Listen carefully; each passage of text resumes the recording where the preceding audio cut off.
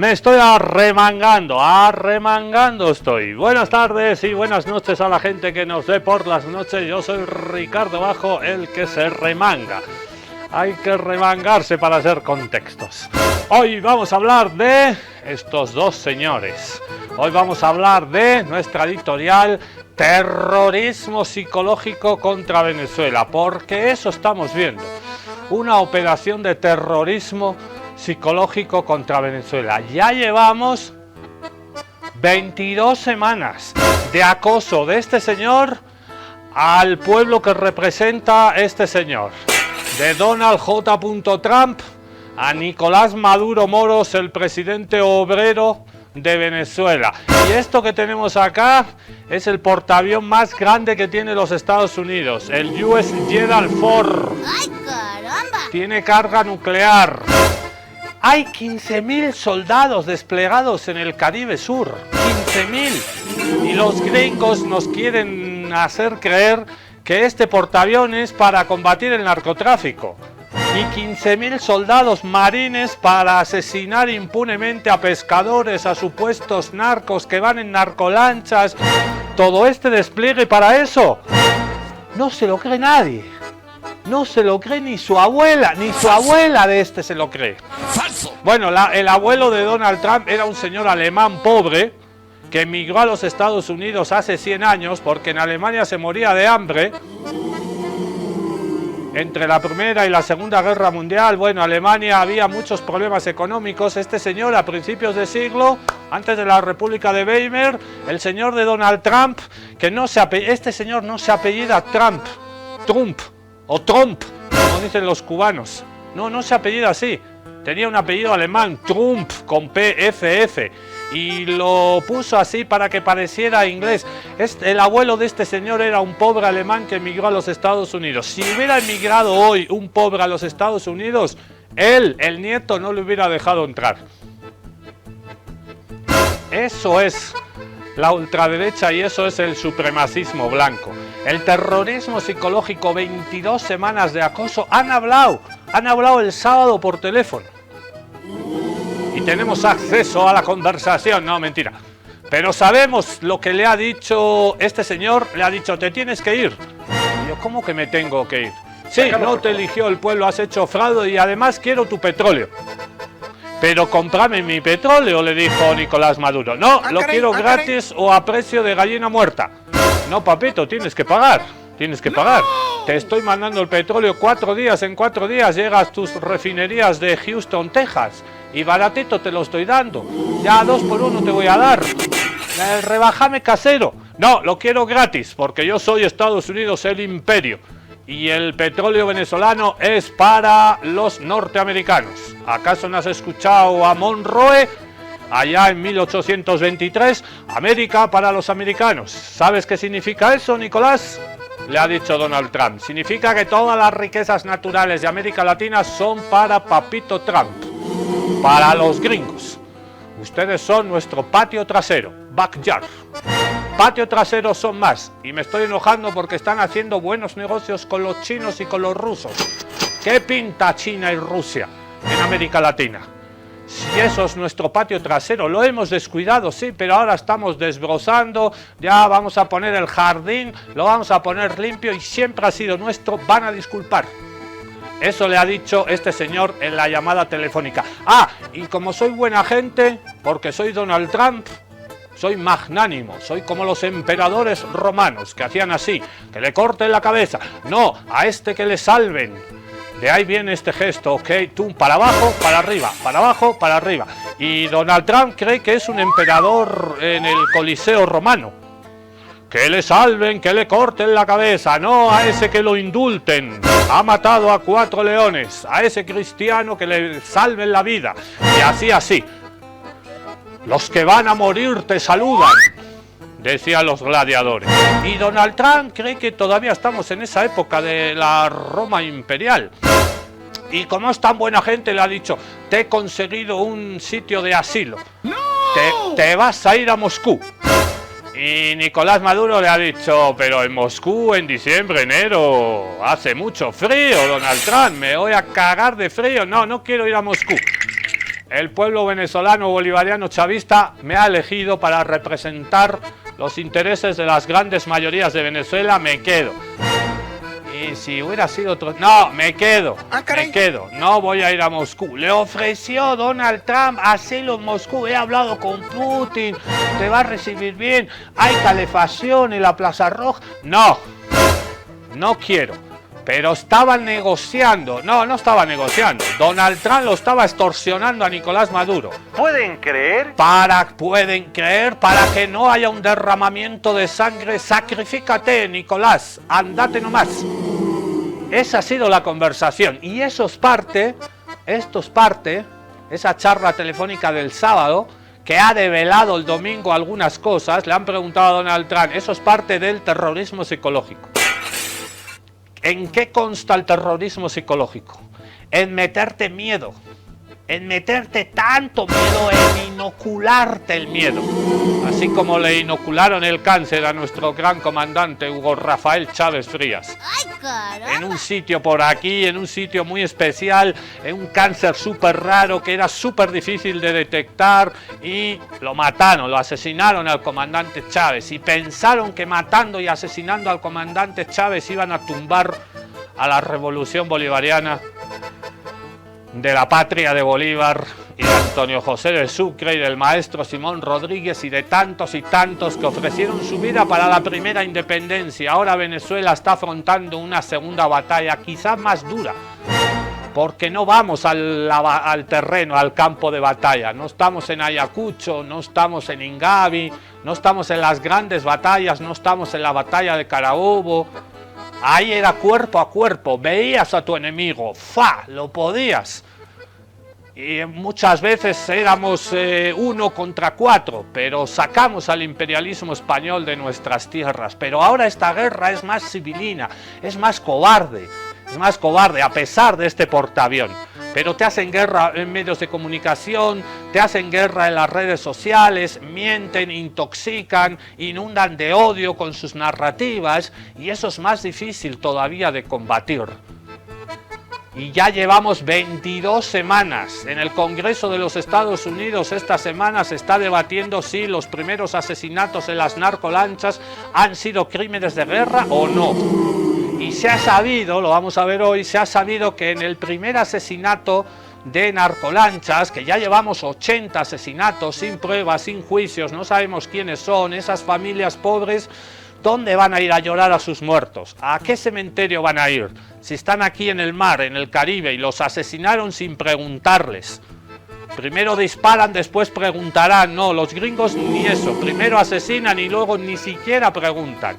Y se ha sabido hoy que en el primer ataque sobrevivieron 2 supuestos terroristas, supuestos narcos, supuestos peligrosísimos criminales. Y los remataron en un segundo ataque. Rematar a alguien cuando está herido y no aplicarle el convenio de Ginebra, no aplicar el Tratado de Roma, no se puede rematar a nadie, ni en la guerra más atroz se remata a alguien. Y los remataron, eso se llama crímenes de guerra. Y no lo decimos nosotros, que somos zurdos, chavistas, comunistas, ateos, merecemos el infierno. No, lo están diciendo congresistas del Partido Demócrata y Republicano también, que están acusando a este señor de crímenes de guerra por esa supuesta batalla contra el narcotráfico con este superpoderoso avión, digo portaavión. Hoy, especial Venezuela, hoy vamos a escuchar a Maduro, a Delcy, la vicepresidenta, a Diosdado, el ministro de Seguridad. Terrorismo psicológico contra Venezuela. En realidad no es contra Venezuela. En realidad es contra los pueblos libres de América Latina y el mundo. La ambición petrolera de este señor no puede ser excusa para que haga a Estados Unidos lo que le venga en gana. Ya ha conseguido que se retiren las visas para los turistas norteamericanos y sionistas acá en Bolivia. ¿Hasta dónde van a llegar estos señores en su ambición? ¡No! Nos consideran una colonia, nos consideran países inferiores.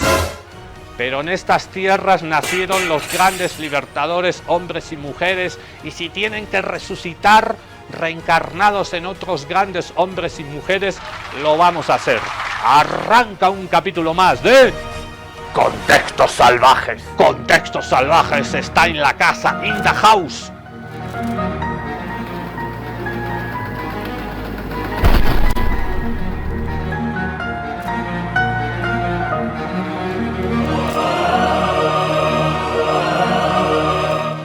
¿Y por qué quiere Estados Unidos tanto el petróleo de Venezuela? ¿Por qué están tan enfadados en la Casa Blanca? ¿Por qué tiene esta jeta de enojado? Y tiene todo ahí partido en cristalitos rotos. Estados Unidos es un espejo deformante, roto. ¿Por qué? ¿Por qué? Porque Estados Unidos está en una grave crisis económica, solo que los medios hegemónicos no te lo cuentan. La deuda pública de los Estados Unidos aumenta cada 5 segundos 100.000 millones de dólares. ¿Pero cómo? Después de que acabe este programa de 1 hora, Estados Unidos debe más de 5 millones de dólares más que al inicio de Contextos Salvajes. Los graves problemas económicos estructurales que tiene Estados Unidos solo se pueden remediar saqueando las riquezas naturales de nuestros países. Así de claro.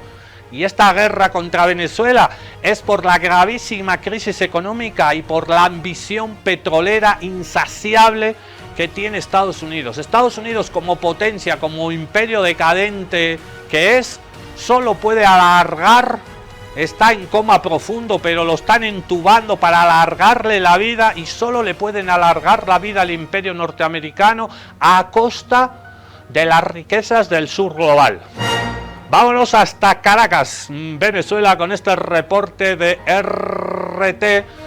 Semanas y meses de terrorismo psicológico. Lo último, provocar, alentar una zona de exclusión aérea. ¿Les suena algo familiar ese término militar de zona de exclusión aérea? Es justo lo que hicieron. Cerrar el espacio aéreo de un país. Eso viola obviamente el derecho internacional. Eso lo hicieron en Libia antes de atacar Libia, invadir Libia y partir Libia por la mitad y convertir a Libia lo que es hoy, un estado fallido donde reinan los grupos paramilitares que se han hecho dueños de los pozos petrolíferos. Hoy Libia está partida por la mitad. La mitad del país lo controla una mafia de grupos paramilitares de ultraderecha y la otra mitad de Libia, donde están los otros pozos petroleros, lo controla. No hay Estado y ha desaparecido prácticamente Libia como país. Esa es la receta de los Estados Unidos: convertir a los países que atacan en cementerios o en manicomios. Ya lo decía el gran Eduardo Galeano. Nos vamos a Caracas. Lo último que han hecho, cerrar el espacio aéreo. Estados Unidos ha dicho: el espacio aéreo de ese país que no me entrega el petróleo lo voy a cerrar. No van a poder volar vuelos comerciales, a pesar de que Conviasa, la línea aérea pública estatal venezolana, acaba de inaugurar, qué lindo, un vuelo. Yo quiero ir en ese vuelo, por favor. Qué lindo. Un vuelo Caracas-San Petersburgo, directo a la gran ciudad rusa, la antigua Leningrado, la antigua Stalingrado, Petrogrado. ¿Cuántos nombres ha tenido San Petersburgo? Caracas-San Petersburgo, nueva línea, nuevo trayecto, tramo, ruta comercial de Conviasa, pero el resto de líneas aéreas, Estados Unidos ha dicho, no pueden volar a Caracas ni salir de Caracas. ¿Quién se ha creído Donald Trump para cerrar el espacio aéreo de un país? Hoy Gustavo Petro ha dicho que el espacio aéreo colombiano, solidario con el venezolano, va a poder haber vuelos Caracas-Bogotá, Bogotá-Caracas, Medellín, Cali. Todas las ciudades de Colombia van a poder volar a aeropuertos venezolanos. Se ha rebelado Gustavo Petro contra la orden de este señor, antidemocrática, que viola el derecho internacional. ¿Alguien dice algo? ¿Alguien dice algo en el mundo? Ya, puedes odiar a Venezuela, puedes odiar a Chávez, puedes odiar a Maduro, no te caen los chavistas, son unos zurdos, lo que quieras, pero esto se trata, no es izquierdas y derechas, esto se trata de soberanía, de libertad, de independencia de un país. Un país no puede cerrar el espacio aéreo de otro país porque se le cantan las pelotas, no se puede hacer. están violando todos los días el derecho internacional y asesinando impunemente con ejecuciones extrajudiciales. ¿Por qué el mundo no dice nada? Ah, porque no le queremos dar oxígeno a la dictadura narcocomunista de Maduro. Entonces, ¿dónde están tus principios? ¿Dónde están los principios? ¿Dónde está la superioridad moral de Estados Unidos, del norte global, de la Unión Europea? Porque están mirando para otro lado mientras se viola el derecho internacional. No son ellos los defensores, los paladines de la libertad, de la democracia y bla, bla, bla, bla, bla, bla. Todo ese discurso que solo se lo creen ellos. ¿Dónde están ahora? ¿Dónde están ahora? ¿Por qué no levantan la voz contra este señor que está haciendo cosas que no se pueden hacer contra Venezuela? Ya me he enojado. Vámonos a Caracas mejor. Han pasado 4 meses desde que se inició esta agresión contra Venezuela, la cual ha incluido un despliegue militar en aguas del Mar Caribe y una guerra psicológica contra los venezolanos. Sin embargo, esto no ha desviado al pueblo venezolano en su camino por el diálogo y la consolidación de la paz. Así lo ha reiterado el presidente de Venezuela, Nicolás Maduro, asegurando que, por el contrario, la organización y la conciencia del pueblo venezolano se ha fortalecido. Escuchemos parte de lo que dijo. Hemos vivido 22 semanas de una agresión que se puede calificar como terrorismo psicológico. Son 22 semanas que nos han puesto a prueba y el pueblo de Venezuela ha puesto a prueba su amor a la patria.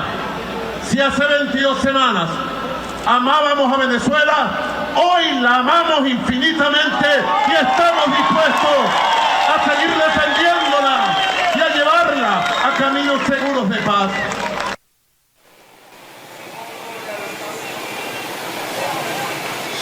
Asimismo, el mandatario venezolano ratificó su compromiso, el de las instituciones y del pueblo venezolano, por seguir garantizando la paz del país. Escuchemos lo que dijo.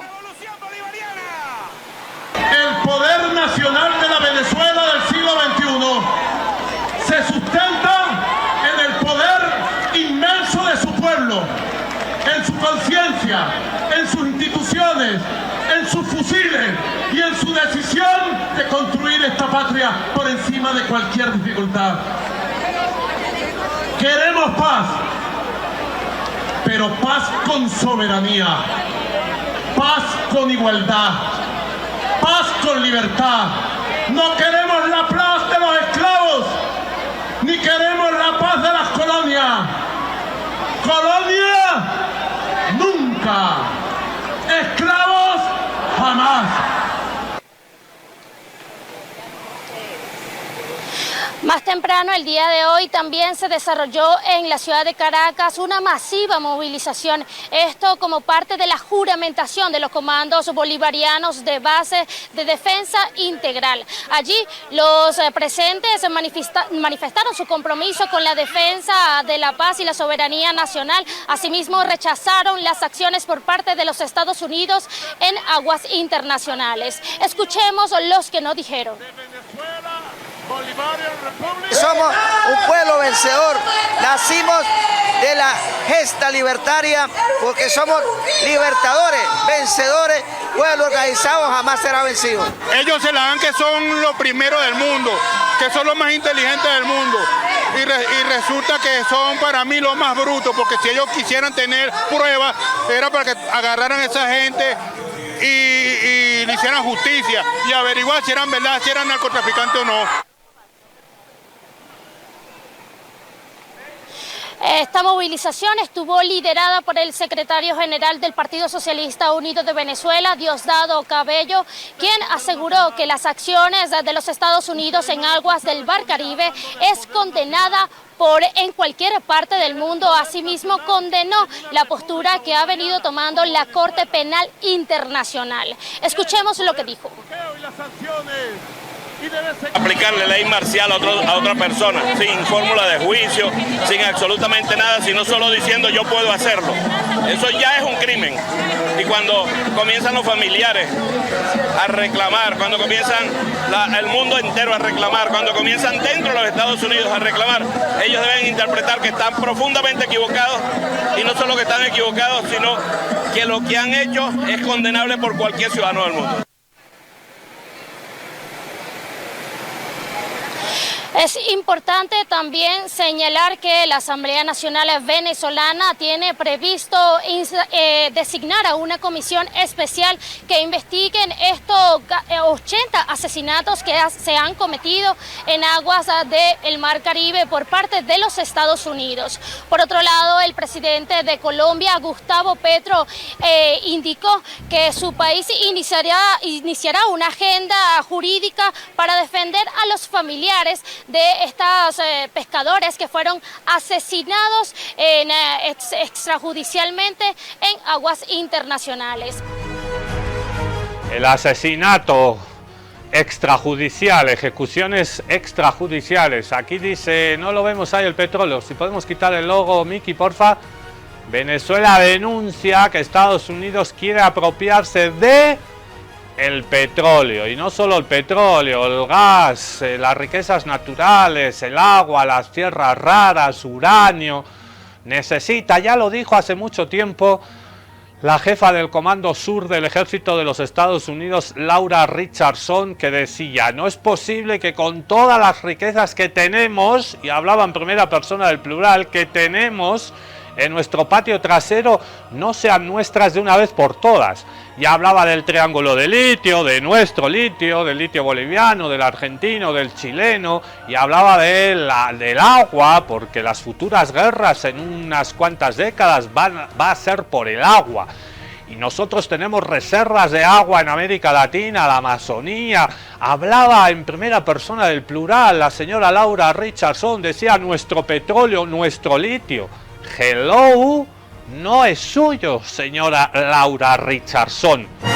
Y ahora la excusa es el cartel de los soles, un cartel ficticio. No existe el cartel de los soles. Nos lo va a explicar mucho mejor nuestro compañero amigo de la casa que siempre está con nosotros, el politólogo español, el profe Juan Carlos Monedero. No hay cartel de los soles, dice Monedero el profe. Hay un cartel, sí hay un cartel, pero se llama Complejo Industrial Militar de los Estados Unidos, que necesita ser, esa maquinaria de guerra y odio, necesita ser constantemente aceitada. Es como cuando vas al taller mecánico y viejo, tu carro no funciona porque lo has tenido ahí abandonado, no le has cambiado el aceite, no le has cambiado el agua, la bujía, falta harto, lo has tenido abandonado tu carrito, y Estados Unidos no quiere abandonar su carrito de guerra, de muerte, y necesita guerras, y necesita expolio, y necesita saqueo.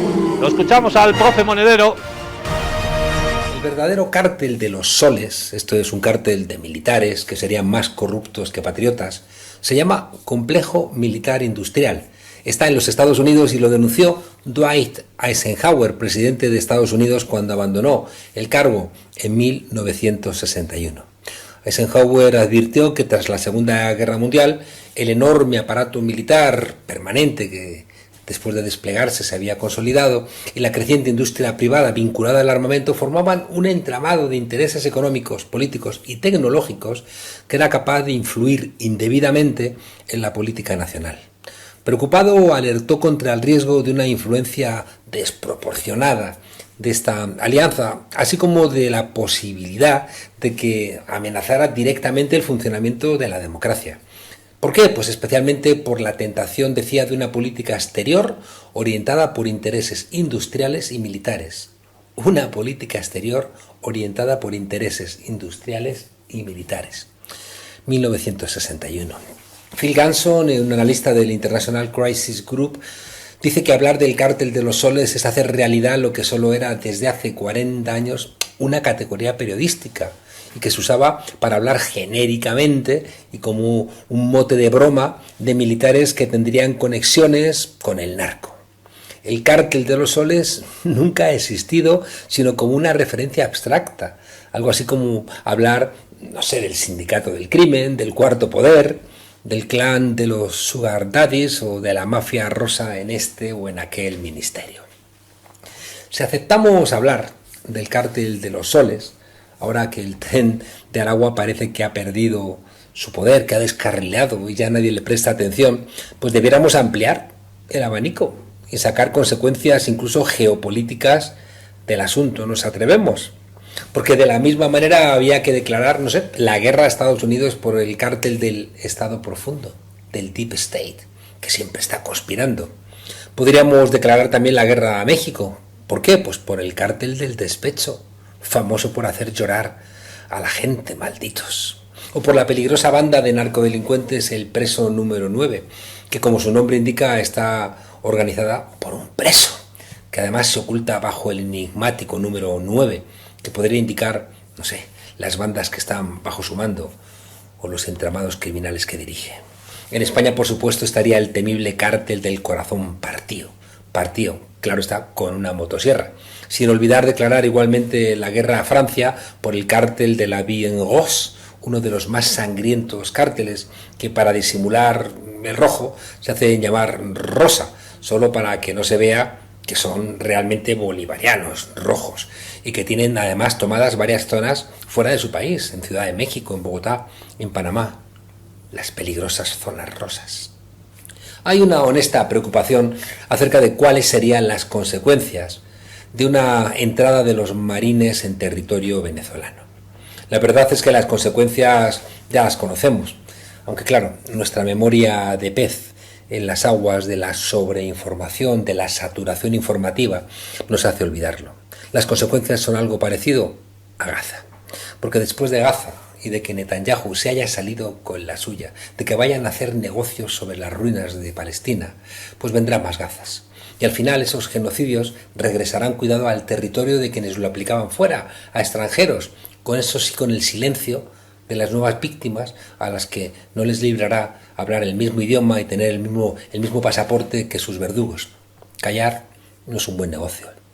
Me acordaba estos días que celebrábamos los 50 años de la muerte del dictador Franco y también del segundo Congreso Internacional de Escritores para la Defensa de la Cultura.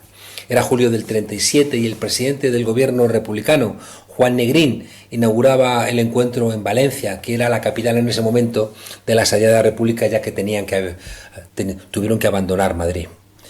Ya habían asesinado a Federico García Lorca por republicano, por rojo y por maricón. Era el más grande poeta en castellano del siglo XX. Esa madrugada los franquistas bombardearon Valencia y los intelectuales se fueron con su pueblo a dormir a los refugios para evitar las bombas con las que Franco saludaba a la intelectualidad y también a los humildes. Franco quería fusilar a media España. En España el PP y Vox son los defensores de la dictadura. En Madrid dan cobijo a Felipe Calderón, a Peña Nieto, a Salinas de Gortari, a Leopoldo López. Este 20 de noviembre hace 50 años que Franco murió en su cama. Cuando los dictadores mueren en sus lechos, la sombra de las dictaduras se alarga con una sombra siniestra que recuerda a los alargados cipreses. En el siglo XX los intelectuales han estado predominantemente en la izquierda, porque si te dedicas a pensar y no cuestionas al poder cuando daña a los humildes, estarías abonando la idea de que la vida no tiene rumbo ni sentido, de que nada merece la pena, sino el cinismo o una mirada distante que desprecia a los demás y les deja a su suerte. Pero si la vida no tiene sentido ni rumbo, nada nos diferenciaría de los animales. Y es verdad que los que hacen las guerras son incluso más crueles que los animales, pero los que luchan contra las guerras beben de otras referencias que también son humanas, que son las que obligan a la empatía, a la solidaridad, a pensar que nada del humano nos es ajeno. Si tienes la función del intelectual y dejas que te financien los que hacen daño a tu pueblo, ¿qué cantas en tus canciones? ¿Qué explicas en tus ensayos? ¿Qué recreas en tus dramas? El que abandona la idea de que hay cosas más grandes que uno mismo se convierte en apenas un gozne oxidado entre el olvido y la vergüenza. Si no puedes vibrar con el rugido del pueblo, terminarás acunándote con las órdenes de los capataces. y tu pluma no será sino tinta alquilada por quien te paga porque sabe de qué arcilla sin consistencia estás hecho.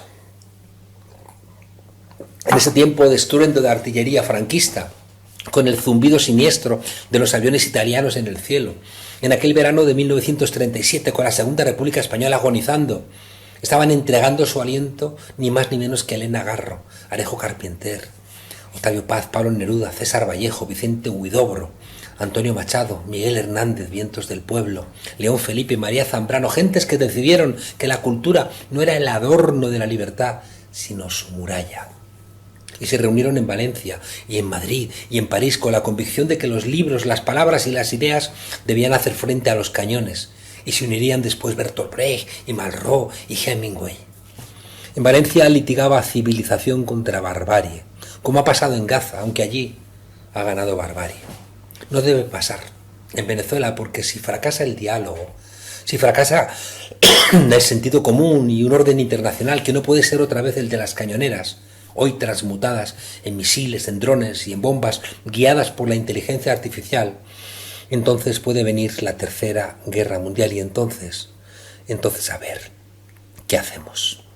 Hace 80 años defender la República era defender la idea misma de civilización frente al fascismo. Hoy, mutatis mutandis, el escenario se desplaza de la España mediterránea a la Venezuela caribeña. Y muchos, demasiados, parece que prefieren callar para no perder seguidores, reputación, becas, invitaciones o financiación. Antes los periodistas se jugaban la cárcel, hoy se juegan el despido, la estigmatización y el algoritmo que manejan, no olvidemos, seres humanos, haciendo X en las ideas que molestan al poder. Pero el miedo es el mismo y por tanto la valentía y la cobardía también tienen los mismos desafíos. Cuando un presidente de Estados Unidos, con el desparpajo de quien ordena una hamburguesa doble, amenaza con invadir Venezuela o dice a las líneas aéreas que no sobrevuelen el país, pues conviene que alguien recuerde que las guerras empiezan cuando los que piensan dejan de hablar. El marco de que no es lo mismo Venezuela que la Segunda República lleva sembrándose hace tiempo. Por eso quieren equipararla con Irak y las inexistentes armas de destrucción masiva. Hasta le han dado el premio Nobel, premio Nobel de la guerra, a María Corina Machado, que dice que las bombas son la tranquilidad y las mentiras las certezas en su neolengua. También dijeron en 1936 que la Segunda República no era una democracia, y los que lo dijeron luego vieron como el Tercer Reich invadió Francia o bombardeó Inglaterra. Ayer, la Fox, el Nacional, Clarín, el Mercurio, el Tiempo, Semana, el Espectador, la CNN, incluso El País dirían que la República había decidido su suerte, que es que no respetaba las elecciones, que no se garantizaba la propiedad privada ni los derechos humanos. Serían mentiras, pero prepararían el golpe como lo hicieron contra Salvador Allende. Hoy no hacen algo muy diferente, porque hoy los canallas, que siempre tienen dónde escribir y dónde hablar, cobran de los imperios. Unos hacen de la palabra una mercancía, mientras que los que saben que la cultura no es un lujo, sino una herramienta de la emancipación, tienen que jugarse el pellejo para poder seguir mirándose al espejo. Los intelectuales de entonces no se reunieron para hacerse fotos, ni selfies, ni para firmar manifiestos que nadie leería, sino porque sentían que la derrota de la República era la derrota de toda la gente decente. Y tenían razón, porque tras esa derrota luego vendría, Auschwitz, Hiroshima, la Guerra Fría, Yakarta, Chile, los desaparecidos, y un bonito cursillo intensivo sobre qué pasa cuando los fascistas ganan. Lo más terrible se aprende enseguida, y lo hermoso nos cuesta la vida. Alguien podría haber dicho en Valencia, como dicen hoy tantos, que los escritores y los artistas no pueden detener los tanques, pobres de ellos. Y sin embargo la historia demuestra que los tanques son los que no pueden ser detenidos, sino por las ideas, por más que lo intenten. Siempre vendrá alguien que recogerá esa bandera. Pueden vencernos, pero no convencernos. Incluso vencernos, pero no derrotarnos.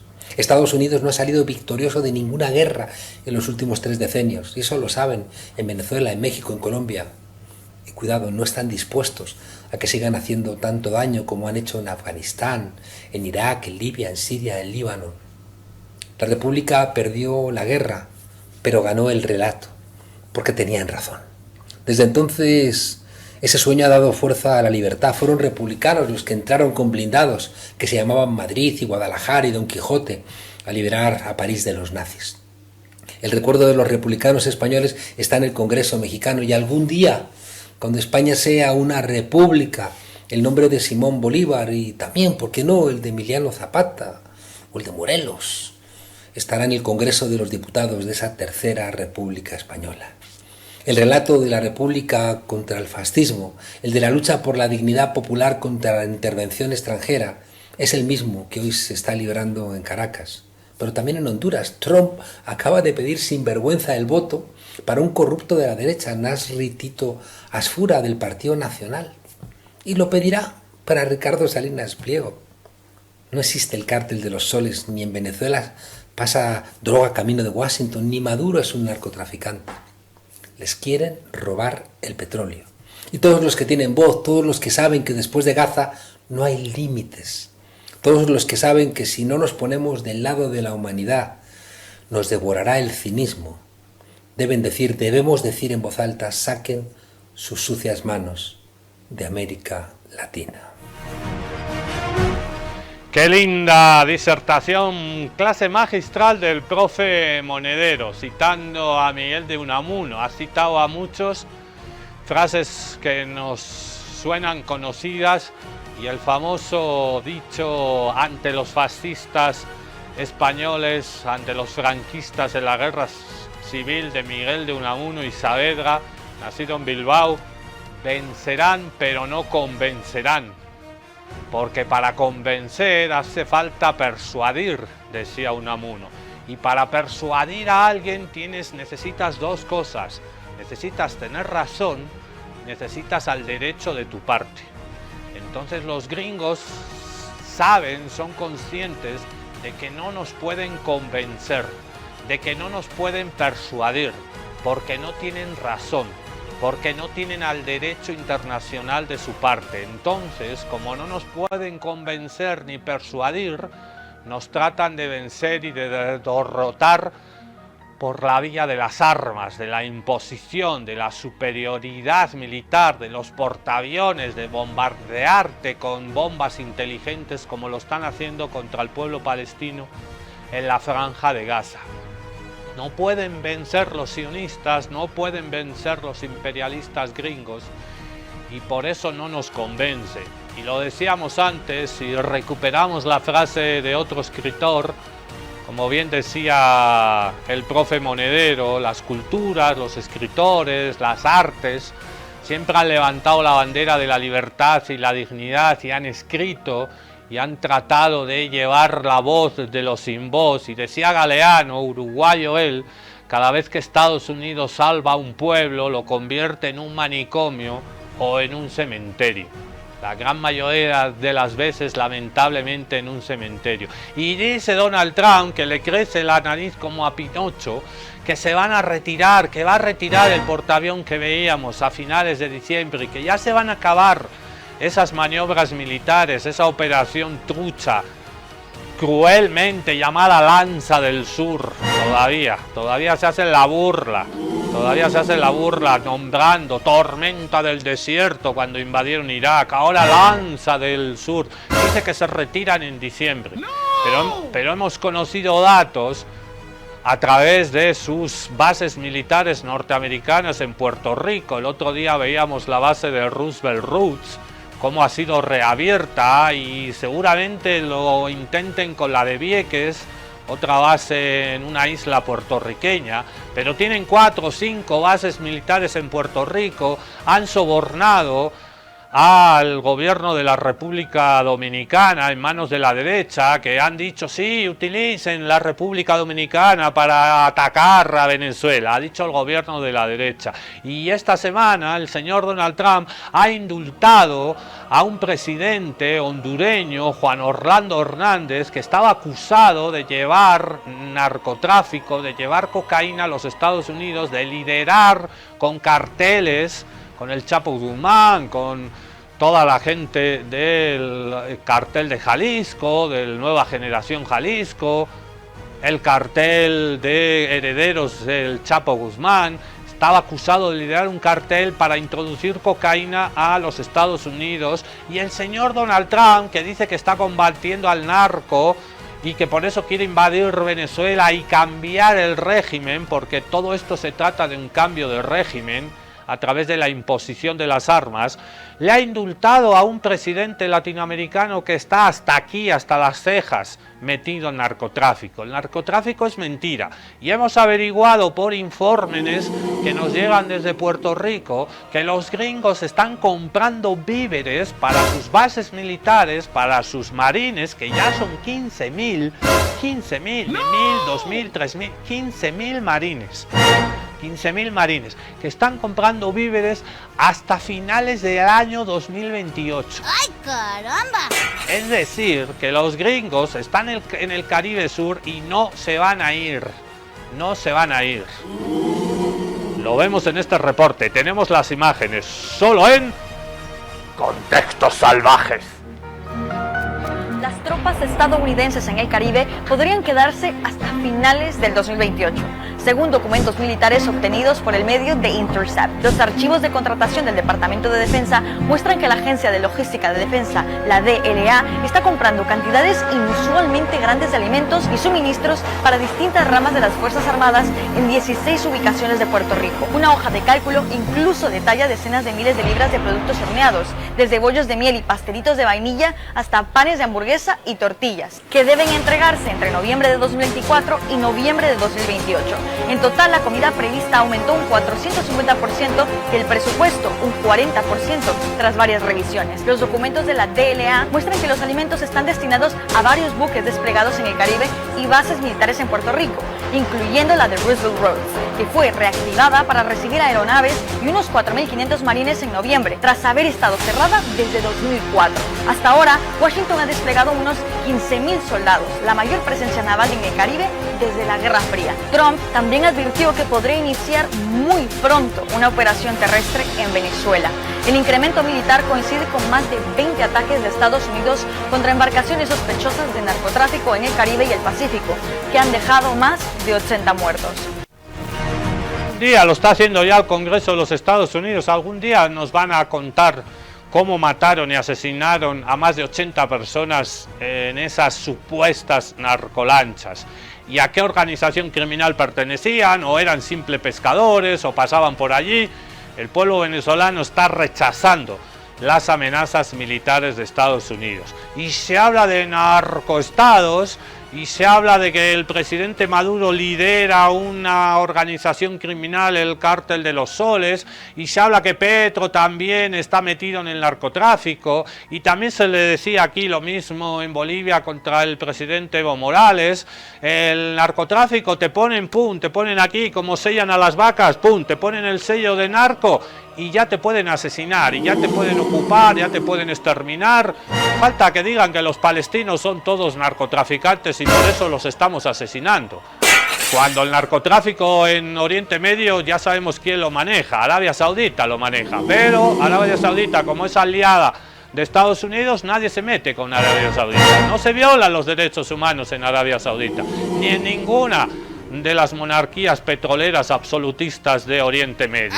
Es la hipocresía de la diplomacia internacional. Y hay un país en Europa que tiene reales problemas de narcotráfico y nunca sale en los medios de comunicación. Nos vamos con nuestro cuate Mirko Casale de RT. Ahí les va, un narcoestado en el jardín europeo. ¿Adivinan qué país es? ¿Alemania? ¿Inglaterra? No. ¿Holanda? No. ¿Países Bajos? Como se llama ahora? No. Cerquita, cerquita, caliente, caliente. ¿España? No. ¿Italia? ¿La mafia? No, no, no. ¿Polonia? No. ¿Finlandia? No. Ahorita te vamos a contar. Chequen estas imágenes. Ni Colombia ni Venezuela. Resulta que el verdadero narcoestado está en pleno corazón de la Unión Europea.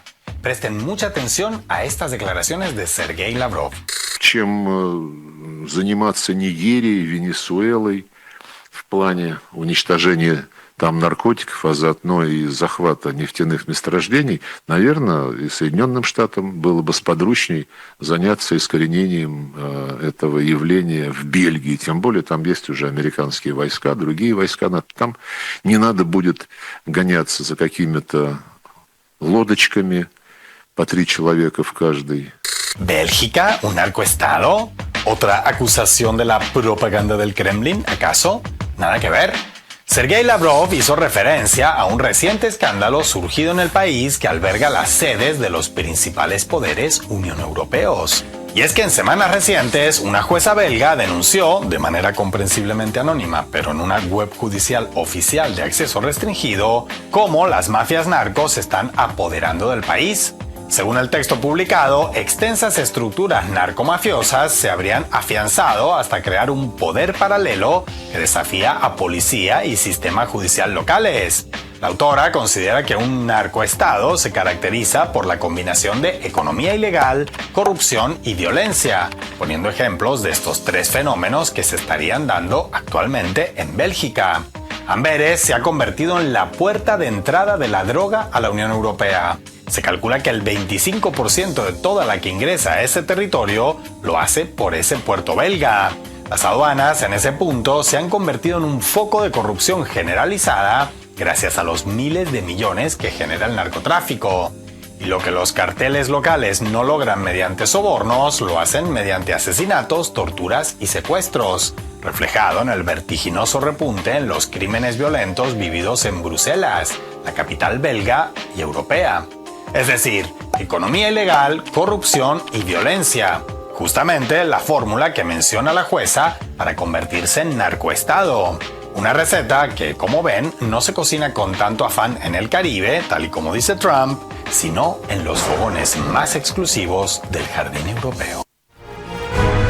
Y claro, luego los narcos son todos latinos, pero nunca te hablan, y los jefes y los capos de estos carteles que manejan la droga, la distribución en los Estados Unidos, y el papel que juega la CIA y la DEA en la distribución y en el control de las redes de distribución.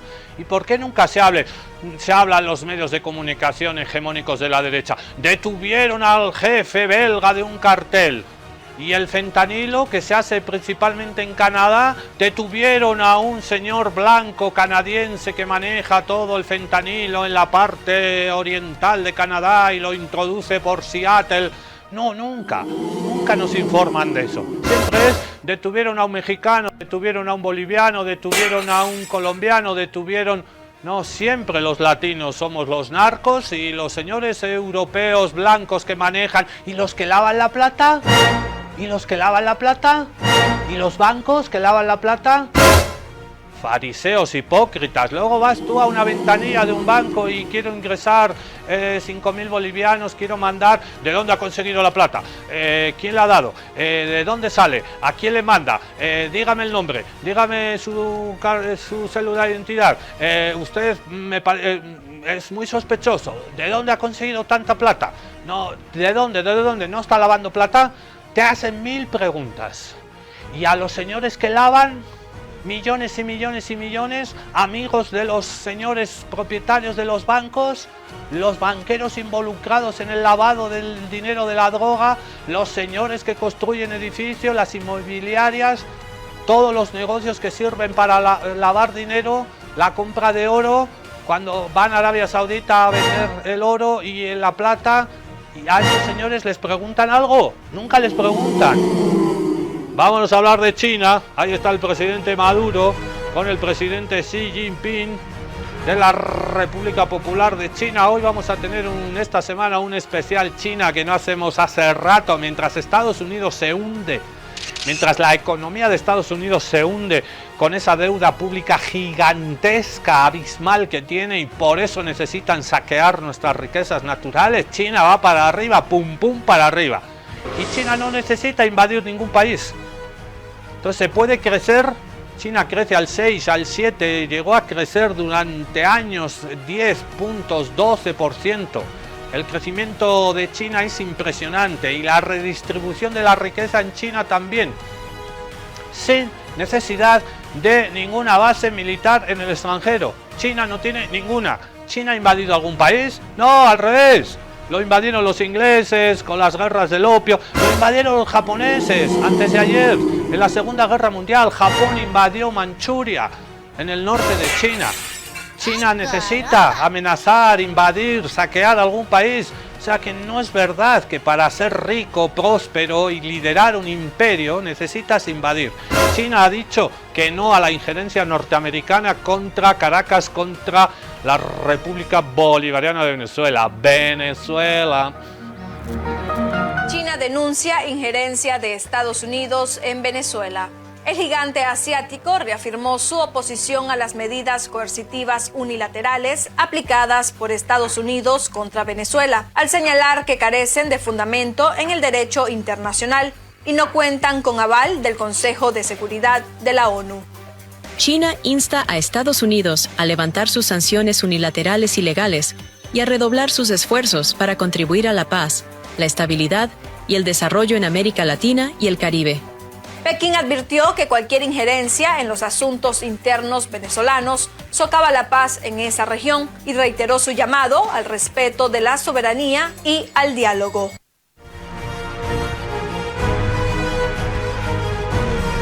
Ahí está, Venezuela tiene el apoyo de Rusia, Venezuela tiene el apoyo de China, Venezuela tiene el apoyo de la República Islámica de Irán. Ahí vemos una frase reciente del canciller de la República Islámica de Irán, Ismail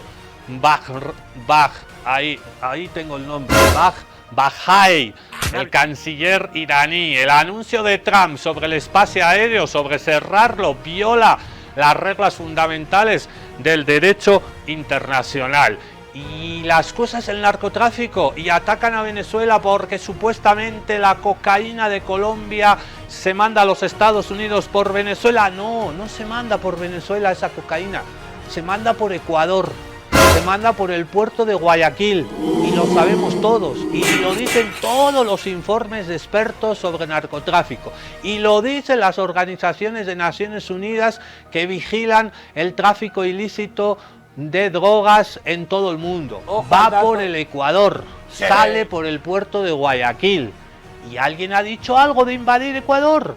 ¿Alguien ha dicho algo de hacer algo contra sacar al gobierno de Daniel Noboa? Cri, cri, cri, cri. Nada, nada. ¿Por qué? Porque Estados Unidos está poniendo gobiernos a su gusto y antojo. Y el señor Donald Trump está diciendo, este me gusta y este no me gusta. Y a Noboa le ha apoyado el señor Donald Trump. ¿A quién ha apoyado? A Milei. ¿A quién ha apoyado ahora a un ultraderechista en las elecciones de hace 2 días en Honduras? Al señor Asfara. Están eligiendo a títeres en cada país para que les entreguen sus riquezas naturales. Sale toda la cocaína por Guayaquil, por Ecuador. Donald Trump ha dicho algo de su cuate Noboa. Es su compadre. Entonces, vámonos a escuchar a la vicepresidenta de Venezuela, Delcy Rodríguez, hablando precisamente de esto. Hoy Marco Rubio, ustedes saben, sacó otro refrito. Que si el Cartel de los Soles, que ahora es organización terrorista, ridículos. Son unos ridículos. Se repiten y se repiten y se repiten y por eso van de fracaso en fracaso. Que el cuento del narcotráfico, que el cuento del narcotráfico.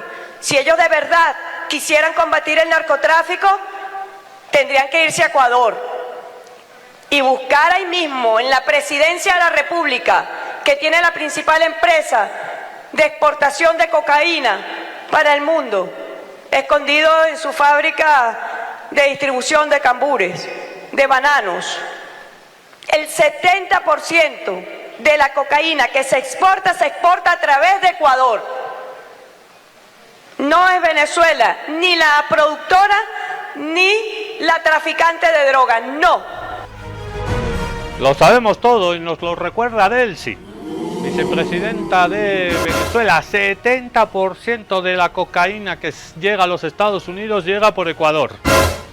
Y otra de las cosas que han hecho, la acaba de denunciar el canciller de Cuba, Bruno Rodríguez, es injerencias electromagnéticas. No se han contentado solo con cerrar el espacio aéreo, sino que ahora están interfiriendo en las frecuencias electromagnéticas. ¿Eso qué significa traducido al castellano así con chuis?